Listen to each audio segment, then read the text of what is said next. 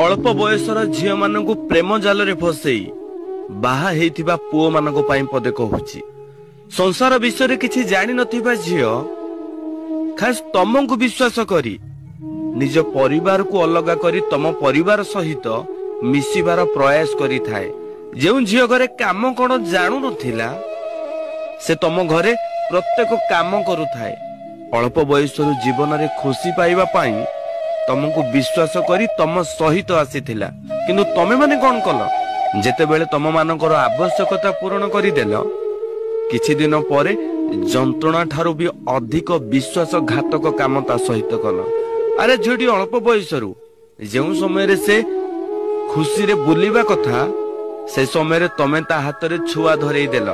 निजर सुंदरता को भूली निज पिलार लालन पालन करिबा समय रे तमे माने अन्य झियो मानक सहित डारेनारे कल। काहाकू विश्वास करी आसीथिला।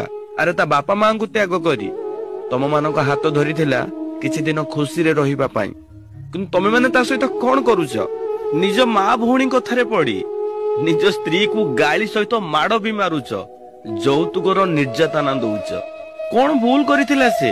अरे अल्प बयस हेइथिला तमे माने ताको एते विश्वास कथा कहउथिलो जे से तम विश्वास रे विष न देई ता बापा मां को विष देई तम पाखु को आसीथिला।